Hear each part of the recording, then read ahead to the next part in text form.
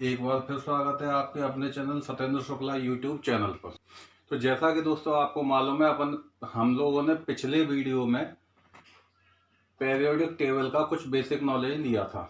Periodic table learn करने से पहले, उसे याद करने से पहले हमें थोड़ा सा परमाणु को समझना होगा।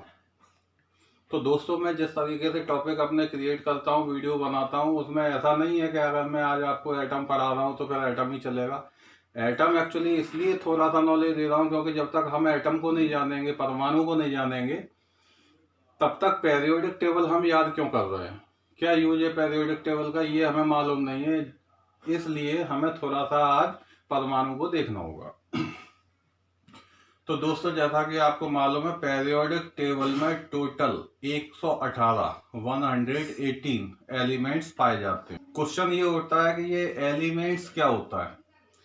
तो दोस्तों, एलिमेंट्स मीन्स पदार्थ, मैटर। मैटर पदार्थ, पदार्थ क्या होता है।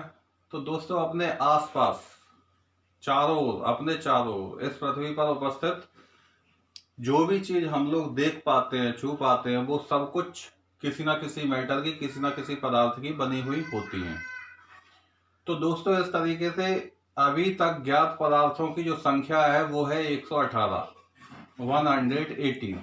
ये टोटल 118 एलिमेंट्स ही पेरियोडिक टेबल में रखे गए। तो जो पदार्थ का छोटे से छोटा भाग होता है उसे हम कहते हैं परमाणु, एटम। तो थोड़ा सा हम एटम के बारे में जानकारी ले लें, उसके बाद हम स्टार्ट करेंगे पेरियोडिक टेबल को लर्न कैसे करना है, how to learn periodic table. तो परमाणु के बारे में सबसे पहले यदि हम इसकी परिभाषा की बात करें, डेफिनेशन की बात करें, तो सिंपल सा है, आपके सामने दिखाई दे रही है। अगर किसी पदार्थ को, दोस्तों अंडरलाइन करना, पदार्थ को, पदार्थ मैटर, अगर किसी पदार्थ को विभाजित किया जाए मीन्स तोड़ा जाए, छोटे छोटे टुकड़ों में तोड़ा जाए, तो वह छोटे छोटे कण प्राप्त होते हैं जब आप उसे विभाजित करेंगे। ये छोटे छोटे कण जो प्राप्त होते हैं हमें, फिर हम उनको भी तोड़ेंगे, उनको भी विभाजित करेंगे, तो धीरे धीरे ये इतने छोटे हो जाते हैं कि आगे विभाजित नहीं हो सकते। इन्हें ही परमाणु कहा जाता है। यह परिभाषा महर्षि कणाद ने दी थी। तो दोस्तों, आपको समझ में आया व्हाट इज एटम। तो परमाणु पदार्थ का वह छोटे से छोटा भाग होता है जिसे और कट नहीं किया जा सकता, डू नॉट कट। वह छोटे से छोटा भाग किसी भी पदार्थ का क्या कहलाता है, परमाणु कहलाता है। दोस्तों, अब आप देख रहे होंगे आगे इंग्लिश में भी इसकी डेफिनेशन लिखी हुई है। मेरा रीजन ये है, आप लोग थोड़ा सा अगर गौर करें मेरे सभी वीडियो पे, तो मैं जो लैंग्वेज यूज करता हूँ उसमें हिंदी और इंग्लिश मिक्स होती है। इसके पीछे अपना पर्पज सिर्फ ये है कि मेरा वीडियो चाहे हिंदी मीडियम वाला स्टूडेंट देखे या इंग्लिश मीडियम वाला स्टूडेंट देखे, दोनों को ही बेटर लर्निंग मिलनी चाहिए। यही कारण है कि मैं हिंदी और इंग्लिश दोनों में आपको एक्सप्लेन करने की कोशिश करता हूँ। तो हम इंग्लिश में एक डेफिनेशन देखते हैं, लिखा हुआ है atom was individual which could not be broken down into smaller particles. ये जो डेफिनेशन है ये जॉन डाल्टन ने दी थी। डाल्टन भी यही कह रहे हैं, एटम क्या है, वह छोटे से छोटा पार्टिकल है जिसे ब्रोक, तोड़ा नहीं जा सकता, वह क्या कहलाता है, एटम कहलाता है। ठीक है। तो अब एटम के लिए मैं कोई एग्जांपल लूं कि साहब एग्जांपल क्या होगा एटम का, तो एटम का example everything around us are made up of atom. Means हमारे चारों ओर जो भी चीजें हमको दिखाई देती हैं वो सारी की सारी एटम से बनी होती हैं। फॉर एग्जांपल के लिए, जैसे आपका मोबाइल है, आपकी कार है, और आपका ये बोर्ड जिस पे मैं पढ़ा रहा हूं, या ये मेरी स्टिक, ये सारी की सारी किस चीज से बनी हुई है, एटम से बनी हुई है। तो फिर हम एटम को देखते हैं कि एटम जो पदार्थ का छोटे से छोटा कण, पार्टिकल है, एक्चुअली उसमें क्या होता है। तो एटम में कुल 3 प्रकार के पार्टिकल्स पाए जाते हैं जिन्हें हम कहते हैं अवपरमाणु कण, सब एटॉमिक पार्टिकल्स। ये इन पार्टिकल्स, ये 3 तरह के पार्टिकल्स के मिलने से एक एटम बनता है। Atom made up of 3 kinds of smaller particle. पहला पार्टिकल जो एटम के अंदर पाया जाता है प्रोटॉन। प्रोटॉन पॉजिटिवली चार्ज होता है यानी कि होता है। सेकेंड होता है न्यूट्रॉन। न्यूट्रॉन पे कोई चार्ज नहीं होता, मींस ये न्यूट्रल होता है, उदासीन होता है। एंड थर्ड एंड लास्ट जो एटम के अंदर पार्टिकल है वो है इलेक्ट्रॉन। इलेक्ट्रॉन नेगेटिवली चार्ज होता है। तो दोस्तों आप देखो ये जो एटम का डायग्राम आपको दिख रहा है, इसमें एक बीच में आपको सर्कल दिखाई दे रहा है जो कि छोटा भी है। ये बीच का सर्कल क्या कहलाता है? न्यूक्लियस कहलाता है। नाभिक भी बोला जाता है इसे हिंदी भाषा में, नाभिक या न्यूक्लियस। और इसके चारों ओर आप ये देख रहे होंगे,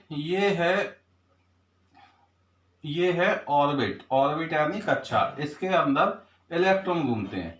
तो टोटल एटम में 2 पार्ट हमें दिखाई दिए, एक न्यूक्लियस दिखाई दिया और दूसरा ऑर्बिट दिखाई दिया। न्यूक्लियस के अंदर प्रोटॉन और न्यूट्रॉन पाए जाते हैं। प्रोटॉन कैसा होता है? पॉजिटिवली चार्ज होता है। और न्यूट्रॉन कैसा होता है? न्यूट्रल होता है। इसके बाद जो ऑर्बिट देख रहे हैं आप, ऑर्बिट एक्चुअली कोई एक्यूरेट संरचना नहीं है, ये एक रास्ता है, क्योंकि ऑर्बिट के अंदर इलेक्ट्रॉन घूमते रहते हैं न्यूक्लियस के चारों ओर। तो वो ऐसे भी घूम सकते हैं, ऐसे भी घूम सकते हैं, ऐसे भी किसी भी डायरेक्शन में घूम सकते हैं। मैं आपको यहाँ 3D इमेज उपलब्ध नहीं करा पा रहा हूँ।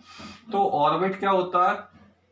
जिसके वह रास्ता जिसमें इलेक्ट्रॉन न्यूक्लियस के चारों ओर घूमते हुए पाए जाते हैं। तो ओवरऑल टोटल में अगर एक एटम की बात करूं तो एटम बड़ा सिंपल है। एटम के अंदर 2 चीज पाई जाती हैं, एक न्यूक्लियस और दूसरा ऑर्बिट। न्यूक्लियस में 2 तरह के सब एटॉमिक पार्टिकल पाए जाते हैं, प्रोटॉन और न्यूट्रॉन। और ऑर्बिट में इलेक्ट्रॉन होते हैं। तो आप लोग देख रहे होंगे कि प्रोटॉन और जो न्यूट्रॉन होते हैं वो एक जगह स्थायी रूप से नाभिक में स्थित होते हैं, जबकि इलेक्ट्रॉन मूवेबल होते हैं, हमेशा घूमते रहते हैं। इलेक्ट्रॉन एक जगह स्थायी नहीं होते हैं। तो दोस्तों ये था एक ब्रीफ आइडिया एटम के बारे में। एटम हमें पता चला जितने भी पदार्थ हैं इस पृथ्वी पर उपस्थित, वे पदार्थ काय के बने होते हैं? सभी परमाणु से बने होते हैं। परमाणु तो हमें पदार्थ कितने प्रकार के मिले? हम अपनी पेरियोडिक टेबल में देखते हैं 118 टाइप के एलिमेंट्स या पदार्थ इस दुनिया में अभी तक खोजे गए। तो दोस्तों मैं आशा करता हूं आपको ये बेसिक नॉलेज एटम की पसंद आई होगी, और आप इस वीडियो को लाइक करें, शेयर करें, और यदि आप नए हैं मेरे वीडियो पे तो चैनल को सब्सक्राइब जरूर करें। दोस्तों ये जो मैं वीडियो बना रहा हूँ बेसिक्स ऑफ केमिस्ट्री, एक्चुअली ये पर्टिकुलर किसी एक स्टूडेंट्स के लिए नहीं है, किसी स्पेसिफिक स्टूडेंट्स के लिए नहीं है। यदि आप कॉम्पिटिटिव एग्जाम की प्रिपरेशन कर रहे हैं, तैयारी कर रहे हैं, तो भी मेरे वीडियो आपके लिए यूजफुल है। और यदि आप क्लास 9th 10th 11th या 12th के स्टूडेंट हैं तो भी आपके लिए ये वीडियो उतने ही यूजफुल हैं। तो दोस्तों मैं आज से एक नई सीरीज चालू करने वाला हूं जिसमें 12th क्लास के बच्चों के लिए स्पेसिफिक वीडियो मैं तैयार कर रहा हूं। इसमें जो अपनी पहली सीरीज होगी 12th क्लास के लिए, उसमें बोर्ड के द्वारा, एमपी बोर्ड, सीबीएसई बोर्ड के द्वारा बच्चों के लिए कुछ क्वेश्चंस दिए गए हैं जिन्हें उन्होंने प्रश्न बैंक नाम से शेयर किया है और बच्चों के पास भेजा है। तो मैं चैप्टर वाइज चैप्टर उस सीरीज के माध्यम से आप लोगों को उस प्रश्न बैंक का सॉल्यूशन देने वाला हूँ। तो आप लगातार बने रहिए मेरे साथ। जो बच्चे 12th में हैं वो तैयारी कीजिए, मेरे वीडियो बार बार देखिए। मैं आपको विश्वास दिलाना चाहता हूं कि आप काफ़ी अच्छी मार्किंग करेंगे केमिस्ट्री सब्जेक्ट में। दोस्तों मेरे चैनल को ज़्यादा से ज़्यादा सब्सक्राइब करें और शेयर करें। धन्यवाद।